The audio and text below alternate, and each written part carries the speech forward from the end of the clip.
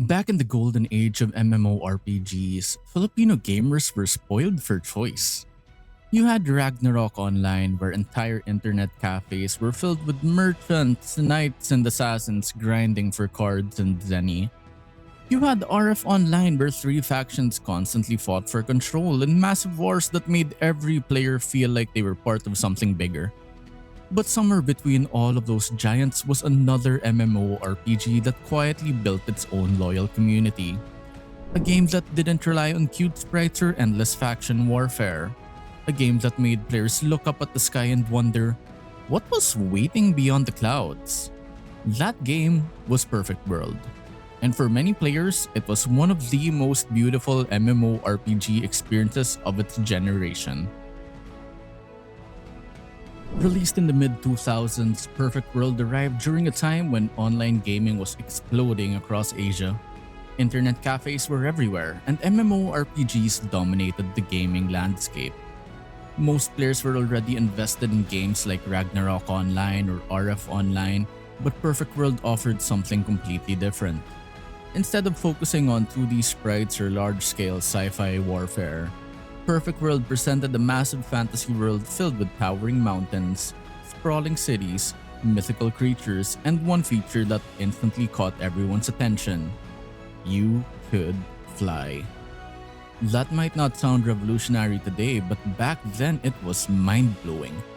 While most MMORPGs kept players firmly on the ground, Perfect World gave players the freedom to soar through the skies, and suddenly, the game felt bigger than anything else around it. For many players, their first memory of Perfect World wasn't fighting monsters or completing quests. It was getting their first flying mount. Whether it was wings, a sword, or another aerial vehicle depending on your race, the moment you left the ground felt magical. You weren't just traveling, you were exploring. You could fly over forests, mountains, rivers, and entire cities. You could see players below grinding monsters while you cruised above the clouds.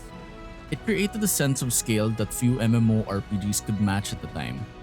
Ragnarok Online had charm, RF Online had war, Perfect World had freedom, and that freedom became one of the game's defining features. Another reason players remember Perfect World so fondly was its visual design. At a time when many MMORPGs had relatively simple environments, Perfect World felt surprisingly grand. The cities were enormous, the landscape stretched for miles. The architecture was inspired by Chinese mythology and fantasy, giving the game a distinct identity compared to the European-inspired fantasy worlds that dominated the genre. Every region felt unique, every city felt alive. Players would often spend hours simply exploring areas they weren't even supposed to be in yet. Sometimes you'd actually discover monsters way above your level. Sometimes you'd stumble into beautiful hidden locations. The journey itself was part of the fun. One thing that also made Perfect World stand out was its character creation system. For many players, this was the first MMORPG where they spent almost as much time creating their character as they did playing the game. The customization options were surprisingly deep for the era. You could tweak facial features, hairstyles, body proportions, and countless other details. It allowed players to create characters that actually felt unique. This was a huge deal back then. In many MMORPGs, everyone eventually looked similar. In Perfect World, your character felt like your own creation. And because social interaction was such a huge part of MMORPG culture, that customization mattered. Like many of the MMORPGs of the era, Perfect World wasn't just about leveling up. It was about the people you met. Guilds became second families, friends spent hours helping each other complete quests. Players gathered in cities just to chat, show off gear, or trade items. Many players still remember staying online far longer than they planned because conversations kept going. The game created countless friendships, rivalries, and unforgettable moments. For a lot of players, the community became just as important as the game itself. Despite everything it did well, Perfect World often found itself competing against some of the biggest MMORPGs of its time. Ragnarok Online had already become a cultural phenomenon. RF Online had carved out its own dedicated fanbase through its intense faction warfare. These games dominated discussions in internet cafes and online forums. Yet Perfect World never tried to be either of them. It didn't rely on Ragnarok's charming sprite-based style. It didn't focus on RF Online's endless race wars.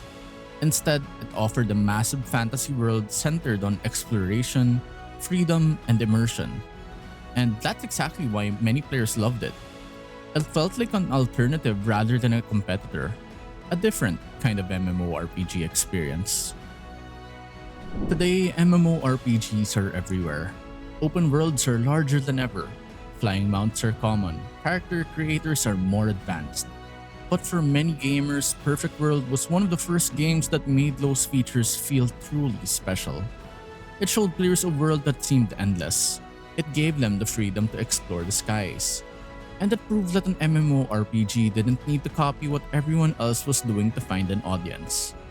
While Ragnarok Online and RF Online may have dominated much of the conversation during that era, Perfect World earned its place in gaming history by being somewhat different. And for the players who spent countless hours flying above its vast landscapes, making friends, and exploring every corner of the world, it remains exactly what its name promised: a perfect world. Did you ever play Perfect World back in the day? What was your favorite class, race, or memory from the game? Let us know in the comments, and don't forget to like and subscribe for more gaming nostalgia content.